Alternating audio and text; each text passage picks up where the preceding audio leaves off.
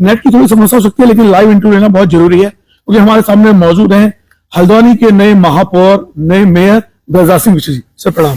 सबको नमस्कार। सर, आपकी जीत का आंकड़ा बहुत कम है, दुगदुगी लगी रही पूरे नैनीताल जिले में, और एकमात्र भाजपा की प्रत्याशी है। नगर पालिका और नगर निगमों की बात करें तो मुझे ये जीत की खुशी कितनी बड़ी है, और नैनीताल जिले में अकेले भाजपा प्रत्याशी की जीत के रूप में कैसे आकर अपने आप को? नहीं, धोखी तो नहीं थी। मैं शुरू से आपसे कह रहा था जब से आप पहली बार भी आए थे। मेरा आंकड़ा थोड़ा आपके हिसाब से कम है, लेकिन मेरे हिसाब से लगभग 1600 वोट ज्यादा मुझे मिले हैं।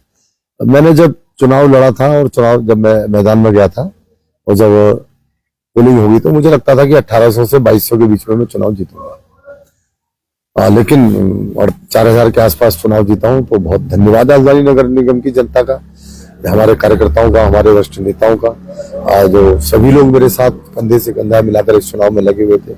सबको मैं धन्यवाद देता हूं आपके माध्यम से। बाकी दुख इस बात का है कि नैनीताल जिले की हम और सीटें नहीं जीत पाए, और विशेष रूप से जो मुझे कष्ट है वो रामनगर की सीट का है। मदन जोशी जी को चुनाव जीतना चाहिए था वहां, और मैं वहां की जनता से माफी मांगते हुए कहता हूं कि उन्होंने भारतीय जनता पार्टी को चुनाव जिताना चाहिए था। अब क्या कारण है, क्या नहीं है, वो तो समीक्षा का विषय है। सर, मुझे एक चीज और पूछनी है आपसे कि आंकड़ा बहुत नजदीक बता रहा है कि लगभग 1500-2200 की बात में हुआ। एक बार जब मैं यहाँ इंटरव्यू करने आया था तो कांग्रेस के प्रत्याशी थे ललित जोशी, उस समय कोर्ट गए हैं आपके खिलाफ कि मेरे कुछ वोट खराब हुए हैं, तो उन्होंने जो बदतमीजी की थी मेरे साथ, तो यहाँ के कई लोगों ने मुझे वीडियो भेजे, हो रही भाई आपकी बेइज्जती, आपके उसका बदला लेंगे, क्योंकि एक प्रत्याशी को शालीन होना चाहिए।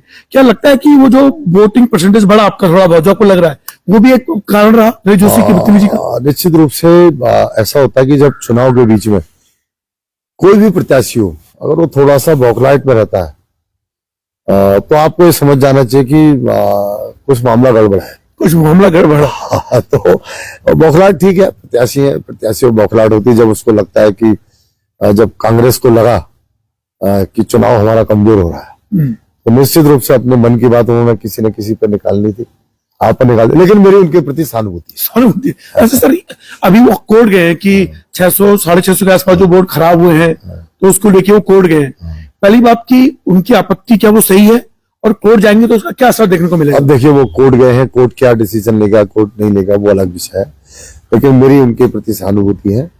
और मैं कांग्रेस को इतना ही कहना चाहता हूं, कांग्रेस के लोगों को, कि उन्होंने 5 साल काम करना चाहिए लोगों के बीच में।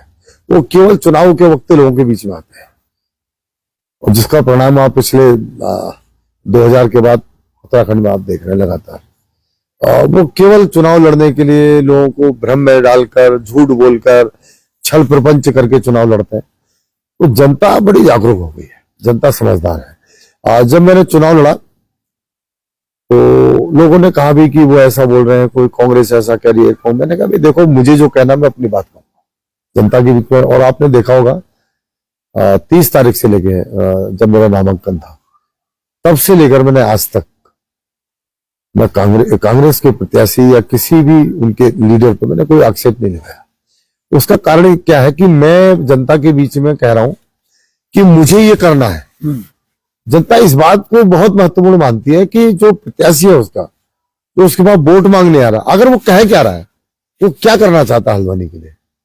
तो आपने मेरे सारे भाषण देखे होंगे, तो मैंने केवल हल्द्वानी के निगम की जनता को कहा है कि हम बेहतर से बेहतरीन हल्द्वानी बनाने के लिए काम करेंगे। सर, मैंने देखा कि हल्द्वानी के बात करें, हल्द्वानी में लगभग 19,000 के वोट से पीछे थे आप लोग, क्योंकि बुलबुलपुरा के जो मुस्लिम वोटर थे वो तो एक तरफा पढ़ नहीं थे, तो पहले से चर्चा थी, और उसी साल को भड़के भी। कालाढूंगी में 21,000 वोट, यानी आपको तैयारी थी, क्योंकि कालाढूंगी वालों को इतना भरपूर प्यार मिला आपको। पिछली बार शायद 19,000 था, लेकिन इस बार 21,000 वोट मिले हैं। तो कालाढूंगी ने आपको जितना प्यार दिया है, उसके पीछे क्या कारण मानते हैं आप? हल्द्वानी में हम केवल, अगर आप देखते हैं, इतने छल प्रपंच के बाद जी, समाजवादी पार्टी का सहारा लेने के बाद, मुसलमानों का ध्रुवीकरण करने के बाद भी मैं समझता हूं कि हम बहुत बड़ी जीत की ओर अग्रसर है हल्द्वानी विधानसभा। अब उसको ऐसे समझिए, पिछली बार जब चुनाव हुआ था मेयर का, तो लगभग 13,000 वोट जो मुस्लिम उम्मीदवार थे उनको मिले।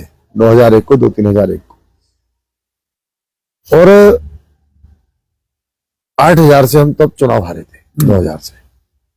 तो अगर हम उस पूरे चुनाव को देख लें, 13 और 9 21, तो हम 2000 वोटों से वहां अभी भी चुनाव जीते हैं। अगर हम गणित के हिसाब से लगाएं, अगर हम सोचते हैं कि हल्द्वानी विधानसभा जिनको उनको गर्व है, और सबसे बड़ी बात मैं आपको बता रहा हूं, आप अभी मैं कांग्रेस की लाइव वो देख रहा था, उनकी बैठक देख रहा था कांग्रेस की, जो लाइव उन्होंने चलाई थी।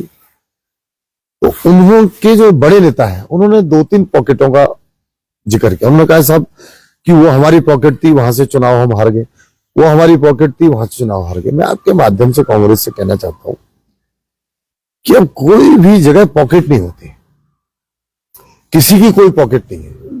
आप काम करेंगे तो आपके साथ है, आप काम नहीं करेंगे तो आपके साथ नहीं है। तो ये आपने देखा होगा कि इतना मुस्लिमों का ध्रुवीकरण करने के बाद, अच्छा मजे की क्या बात है, मैं फिर मुझे हंसी आती है कभी कभी, सांप्रदायिक हमको कहते हैं, सांप्रदायिक खुद है भाई। आप एक विशेष वर्ग का वर्गीकरण, वो ध्रुवीकरण कर रहे हैं। नहीं साहब, आपको कहीं नहीं जाना है, आपको केवल हमको वोट देना है। और मुझे तो एक उदाहरण ऐसा भी दिखा हुआ, मुझे जो मेरे कार्यकर्ता थे वो बताते हैं कि एक मुस्लिम महिला आई और वो कहते हैं कि गजराज सिंह बिष्ट को तो किसी कीमत में वोट नहीं देना है, और वो जो बैलेट पेपर है उसका मेयर का, वो लेके भाग जाती है। अच्छा, ऐसा भी हुआ है? ऐसा भी हुआ है वहां। तो यानी इतनी नफरत कांग्रेस ने उनके मन में भर दी हमारे प्रति, गजराज सिंह बिष्ट के प्रति। तो ये जो ध्रुवीकरण है, ये मुझे लगता है कि हल्द्वानी जैसे शहर, अच्छे शहर, शांत शहर के लिए ठीक नहीं। सर, मैं ताराडुंगी में 3000 वोट पड़े, उसमें काफी आपको प्रभाव देखने को मिला है, उसी से संबंधित पूछ रहा हूँ, क्या ये माना जाए कि अब आपकी जो अगली तैयारी होगी, क्योंकि आपने पहले कहा भी है कि शायद आपका जो प्रभाव है मतलब विधायकी के तौर पे, तो क्या ये मान के चला जाए कि अब आपका ध्यान विधायक की सीट में होगा, आप ताराडुंगी विधानसभा क्षेत्र में टिकट मांगेंगे, उसके आगे जाएंगे, या अभी आपका ध्यान मेयर में रहने वाला है? देखिए, मैं एक नेता हूं जी, राजनीति कर रहा हूं जी, टिकट मांगना मेरा धर्म है जी, और मैं 2002 से टिकट मांग रहा हूं जी, मुझे टिकट नहीं मिलता, मैं पार्टी के साथ खड़ा होता हूं, पार्टी को चुनाव रहा। जी, इस बार भी मैंने टिकट मांगा, जी, नहीं मिलता तो मैं पार्टी के साथ खड़ा हो जाता। हाँ, पार्टी ने टिकट दिया, मैंने चुनाव लड़ दिया, मैं जीत गया। फिर टिकट मांगेंगे, मतलब आप मांगेंगे जरूर भाई, टिकट जरूर मांगेंगे। अच्छा, फिर पार्टी तय करेगी कि हमको क्या करना है। अच्छा, संगठन में हम थोड़ी तय करते हैं कि हमको क्या करना है। हमने तो केवल यह कहना है साहब हम भी एग्जाम देना चाहते हैं। हाँ। पार्टी ने कहा ठीक है आप पास हैं, आइए।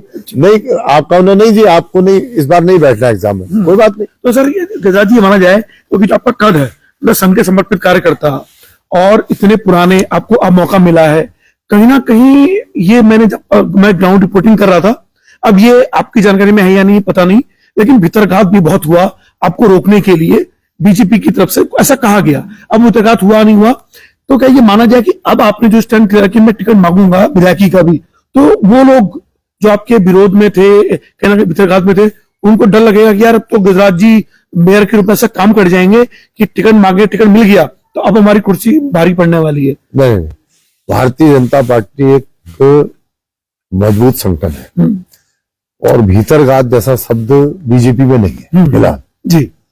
और मेरे साथ मैं समझता हूं कि बूथ अध्यक्ष से लेकर जिलाध्यक्ष तक और पार्टी का कोई भी ऐसा लीडर ऐसा नहीं था जो मेरे साथ न चला हो। ये ठीक है, कभी 2 दिन चला होगा, कोई 4 दिन चला होगा, कोई 1 दिन चला होगा, लेकिन चले सब मेरे साथ। सबका आशीर्वाद मुझे मिला, वो हमारे विधायक जी हों, आदरणीय सांसद जी हों, आदरणीय जोगेंद्र पाल सिंह रौतेला हों, प्रमोद तोलिया जी हों, हेमंत द्विवेदी जी हों, या जितना ने भी, मोहन पाठक जी हों, हमारे दमदार उन्होंने भाषण दिया, मोहन पाठक जी, वो सारे लोग, सौरभ भट्ट जी हो, आदरणीय भुवन चंद्र जोशी जी हो, कस्तूरबानंद जोशी हो, ये सारे लोग, वो कोई भी XYZ, बेला तोलिया जी हो, रेणु अधिकारी जी हो, महेंद्र भाई हो, सारे लोग। हाँ, ये है कि भाई किसी का पार्टी समय बांटती है कि भाई किसको कहीं जाना है, कहीं जाना है। मैं कहीं जाता हूँ, मैं कई बार आपको लगता होगा यार विधानसभा में मैं नहीं दिख रहा हूँ, लेकिन मेरी ड्यूटी कहीं और होती है, पार्टी मुझे वहां भेजती है। लेकिन मुझे लगता है कि पिछले 30-32 वर्षों से जो मैं देख रहा हूँ, फिलहाल अभी तक मेरे चुनाव तक भारतीय जनता पार्टी में भीतरघात जैसा शब्द नहीं है। चलिए, ये सवाल मैं जो लोग देख रहे हैं या देखेंगे उनको छोड़ जाता हूँ कि बीजेपी में हुआ और जो कलडुंगी जब चुनाव होगा 227 2 साल बाद ही टिकट मांगेंगे तो कितने नेताओं में धुकी हुई है, ये कमेंट करके बताइएगा।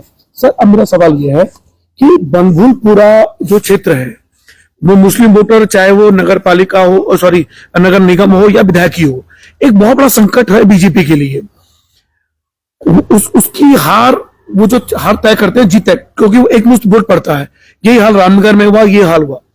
अब उन वोटों को आप विश्वास कैसे बनाएं कि भैया ये जो वोट है वो कांग्रेस को ना पड़े? आप उन मुस्लिम वोटों में भरोसा कैसे बनाएंगे? पहली चीज ये। दूसरा, वो जो बनभूलपुरा का जो दंगा हुआ, वहां कुछ बाहर से जो लोग आए, ऐसे जो दंगाई वहां बीच में घुसे हुए, उन्हें रोकने के लिए क्या करना पड़ेगा? क्योंकि एक साथ आपको उनका दिल भी जीतना है और आपको वहां जो दंगाई आतंकी उनके कहीं बैठे हुए हैं जो पता नहीं चल पा रहा है, उन्हें हटाना भी है, उनसे मुकाबला भी करना है। तो क्या इन दोनों लड़ाइयों को आप जीत पाएंगे?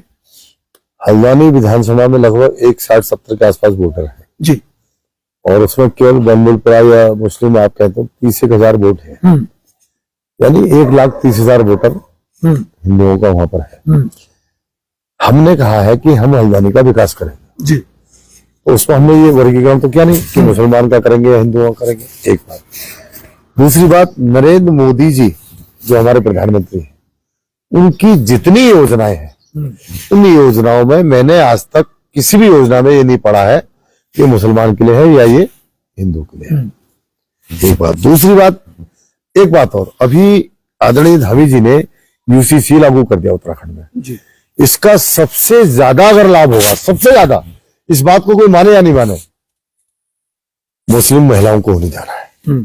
आपको बताऊं, सबसे ज्यादा लाभ जो उनके साथ अन्याय होता है उनके समाज में, उस समाज में वो अन्याय यूसीसी लागू होने से बंद होने वाला है। ये हम उनको समझाएंगे, बातचीत करेंगे। एक बात मैं और कहना चाहता हूं कि हमने कभी भी नहीं कहा ये खराब है या वो, हमने केवल एक बात कहा कि जो हल्द्वानी की फिजा को खराब करना चाहते हैं तो उसमें अपने को मुसलमान क्यों गिनते हैं कि हम ही है? क्या पता कौन है, हम तो नहीं कह रहे हैं आपको। और वो मानते हैं ना, अगर आपने कह दिया, जैसे मान लीजिए आपने कह दिया कि भैया रहमान खराब है, तो उनके जो लोग वो अपने आप में पूरे को खुद ही समेट लेते हैं। क्योंकि मैं भी भुक्तभोगी पत्रकार के तौर पे, जैसे मान लीजिए कि खबर पड़ी मैंने कि भैया फला जगह एक व्यक्ति ने रेप किया, उसका नाम रहमान है, तो लोग कहते हैं तुम सांप्रदायिकता फैला रहे हो, उनका नाम ले रहे हो। तो वो उनमें से जो पढ़े लिखे लोग भी हैं वो ये मानने को तैयार ही नहीं होते कि ये व्यक्ति रहमान मतलब एक मुसलमान, वो सोचते हैं सारे मुसलमानों को जोड़ रहे हैं आप। तो वो हीन भावना जो वो ग्रसित है वो लोग, उस हीन भावना को दूर करने का प्रयास गजराज सिंह कैसे करेंगे? नहीं, आप ये बताए ना, 65 वर्षों में कांग्रेस ने किया क्या है? मुसलमानों के दिलों में जहर तो भरा है, जहर भरा है ना। हम एक बात कहते हैं कि हम हल्द्वानी का विकास करेंगे जी। हल्द्वानी के विकास करने से क्या होगा? हल्द्वानी अगर अच्छा शहर बनेगा, लोग आएंगे जी, लोग आएंगे तो व्यापार बढ़ेगा। व्यापार बढ़ने से कि उसमें जो पैसा आएगा वो हिंदू मुसलमान करके थोड़ी आएगा कि मुसलमान को मिलेगा हिंदू को मिलेगा, तो दोनों को मिलेगा। जब उनको लगेगा कि हमारा विकास हो रहा है, हम आगे बढ़ रहे हैं, तो निश्चित रूप से एक ना दिन, मैं आपको विश्वास दिला रहा हूं, एक दिन ऐसा आएगा कि मुसलमानों के 100% वोट बीजेपी को पड़ेंगे। मैं फिर कह रहा हूं आपसे, लेकिन उनको उसको वो वहां तक आने के लिए उनको मोदी जी को समझना पड़ेगा कि मोदी जी है क्या, ये मोदी जी करना क्या चाह रहे हैं, मोदी जी चाहते क्या है देश के लिए। आरएसएस को वो अपना दुश्मन मानते हैं, लेकिन आरएसएस क्या कहती है? आरएसएस कहती है कि भारत को विश्व गुरु बनाना है, कोई थोड़ी कहते हिंदू को बनाना है। बात को समझो आप। आरएसएस ने कभी नहीं कहा कि हिंदू को विश्व गुरु बनाना है, उन्होंने ये भी नहीं कहा कि मोदी जी को विश्व, उन्होंने क्या कहा? उन्होंने कहा कि भारत को विश्व गुरु बनाना है। तो भारत में कौन है? भारत कौन? सभी भारतीय, जो भारत के अंदर रहता है वो भारतीय। लेकिन गजराज जी मैं एक बात कह रहा हूं आपसे, आपने ये कहा कि 100% मुसलमान वोट करेगा बीजेपी को क्योंकि अगर वो समझ लगेगा, लेकिन जो लोग कहते हैं, क्योंकि जो मुस्लिम जो बहुसंख्यक है उन्हें अधिकतर उन्हें ये समझाया जाता है कि विकास तो उनका भी हो रहा है, उनको PM Awas Yojana, ration card की, आयुष्मान योजना का सारा फायदा उन्हें मिल रहा है, लेकिन वो इस विषय पर वोट डालती नहीं ना। उनको यह है कि बीजेपी हमारे धार्मिक मुद्दों में, क्योंकि राम मंदिर के मुद्दे पर वो मानते कि राम मंदिर क्यों बना दिया, कश्मीर के मुद्दे पर वो वोट करते हैं, तो वो ये मानने को तैयार ही नहीं ना। अगर विकास के मुद्दे पर मुसलमान वोट करेगा तो 100% आपको वोट करता। मैं ये कहना चाह रहा हूं कि आप कैसे उनके मन में ये बात डालेंगे कि राम मंदिर से आपको कोई मतलब नहीं होना चाहिए, वो तो आपके क्षेत्र से बाहर है। और देखिए, राम मंदिर हो, कृष्ण मंदिर हो, ये तो आप मान के चलिए कि भारत के अंदर जितने भी हिंदू मंदिर मुसलमानों ने तोड़कर बनाए हैं, आज नहीं तो कल वो हिंदू मंदिर बनने जा रहे हैं। हाँ, लेकिन वो हमें वोट दें या न दें, मैं स्पष्ट फिर मैं बता रहा हूं आपको, हम वोटों की राजनीति में अपने ईश्वर को नहीं लाने वाले। ये तो स्पष्ट है कि हिंदुस्तान के अंदर जितने भी हिंदू मंदिर थे और जिनको मुसलमानों ने तोड़कर मस्जिद बनाया है, आज नहीं तो कल वो सारे हिंदू मंदिर बनेंगे। लेकिन वो तो मैं कह रहा अगर इनसे उनको परहेज है तो वो करें, एक बात हम। लेकिन दूसरी बात कहते हैं, मैं दूसरी बात कहता हूं कि मुसलमानों को ये समझना चाहिए कि पूरे विश्व के अंदर अगर वो सबसे सुरक्षित है तो केवल हिंदुस्तान में है और कहीं नहीं। सबसे ज्यादा सुरक्षित, सबसे ज्यादा उनको अभिव्यक्ति, आजादी की अभिव्यक्ति हिंदुस्तान के अंदर है। नहीं तो इस देश में एक मुसलमान नेता ये कह दे कि 15 मिनट पुलिस हटा लो फिर हम बता देंगे क्या है, तो वो अभी तक क्या हो जाता उसका पता भी है आपको। अगर यही बात पाकिस्तान में मुसलमान ही कहते, हिंदू तो छोड़िए आप, जी, उसका पता नहीं चलेगा वो कहां गए करके। गजरा जी